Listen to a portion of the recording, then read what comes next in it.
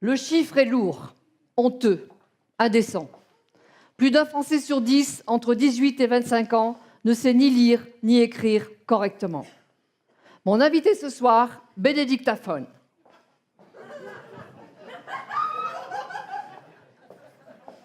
Bonsoir madame. Bonsoir Bénédicte. Bonsoir. Alors Bénédicte, vous êtes linguiste, professeur à l'université Paris 5. L'illettrisme, c'est de cela dont nous allons parler dans cette émission. Que nous allons. Pardon ? C'est de cela que nous allons parler dans cette émission. Utiliser de cela et donc est une faute de syntaxe par redondance, malheureusement trop souvent répandue dans les médias. Merci. Écoutez, d'habitude, je me rappelle toujours de la règle. Vous vous souvenez de cette règle? On se souvient de quelque chose, on se rappelle de quelque chose. Écoutez, ça aussi, je le savais. Excusez-moi, c'est de ma faute. Non, non, c'est ma faute. Non, c'est de la mienne. Non, non, la construction exacte, c'est ma faute. Et non pas, c'est de ma faute.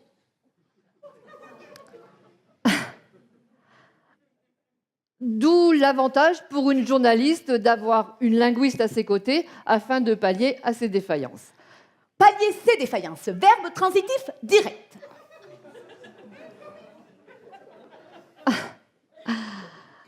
Si mes pauvres professeurs m'entendaient, eux qui m'ont rabattu les oreilles avec les conjugaisons et appris les verbes. Ils vous ont enseigné les conjugaisons. On enseigne aux autres, on apprend soi-même.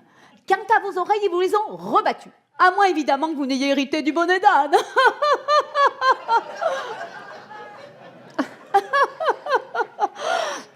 Merci. Écoutez, grâce à vous, nous débutons cette émission dans le vif du sujet. Nous commençons cette émission. On commence quelque chose alors qu'on l'on débute dans la vie ou dans le métier?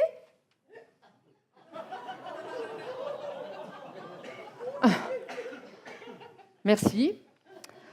Donc, pour commencer cette émission, très bien.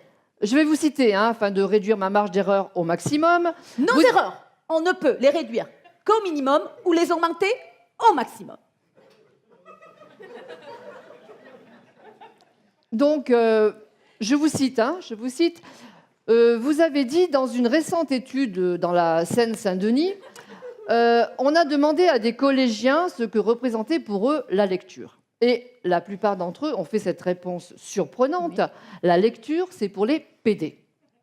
Alors, ma première question, Bénédicte, est-ce que ce problème, on le rencontre uniquement dans la Seine-Saint-Denis ou alors sur une plus grande échelle, aux quatre coins de l'Hexagone? Alors, vous voulez sans doute dire à une plus grande échelle. Il est bien entendu que sur une grande échelle, on ne trouve que le pompier. Voilà. Hormis le fait que l'Hexagone ne comporte que 6 côtés, et non 4. À l'échelle nationale, 10% des enfants qui entrent au cours préparatoire disposent de 500 mots au lieu de 1200 pour les autres. Ce handicap les conduit à l'exclusion, la révolte et souvent même la violence. Mais alors, que pouvons-nous faire vis-à-vis de ces enfants et de leur violence?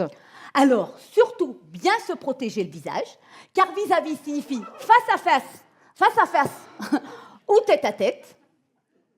En revanche, à l'égard de ces enfants, pour endiguer leur violence, nous pouvons leur donner des armes. Alors, vous vous contredisez. Vous contredisez. C'est pas dites? Disez. Si vous le dites. Mais vous n'êtes pas sans ignorer qu'au jour d'aujourd'hui... Vous n'êtes pas sans savoir, sinon c'est à contresens. Si vous n'êtes pas sans ignorer, c'est que vous ne savez rien. D'autre part, lui désignant le jour, aujourd'hui et depuis longtemps, un pléonasme. Au jour d'aujourd'hui, un double pléonasme utilisé seulement par les triples buses.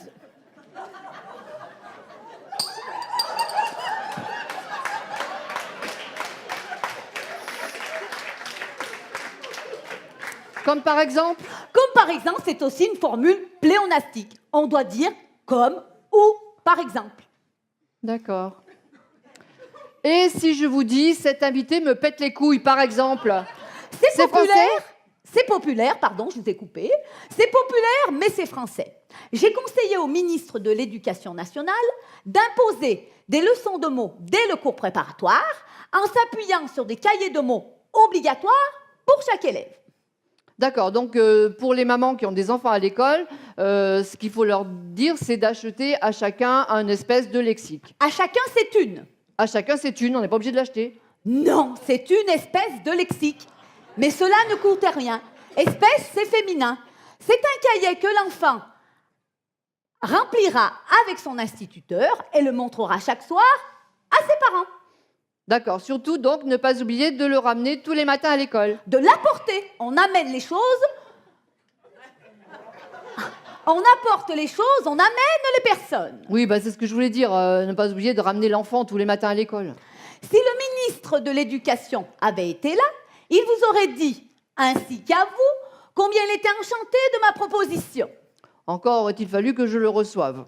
Encore aurait-il fallu que je le reçusse.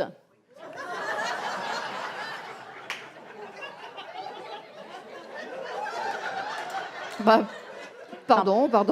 Non, permis. Pardon, je ne savais pas que vous étiez aussi intime. Mais enfin, je corrigeais votre imparfait du subjonctif. Oh, pardon, excusez-moi, Bénédicte. Bah, écoutez, Bénédicte, merci pour cette interview que je ne suis pas prête d'oublier, je pense. Pas près d'oublier. P-R-E, accent grave, S. Merci à vous de m'avoir reçu en direct. C'est comme ça que l'on dit. Oui, c'est comme ça qu'on dit, oui. Mais vous avez bien failli recevoir aussi mon direct. Hein. Entendu, je note. D'ailleurs, ce sera la conclusion de cette émission. En venir aux mots pour ne pas en venir aux mains. Bravo, enfin de belle phrase. Merci, Madame la Langouste. La linguiste. Oh, non.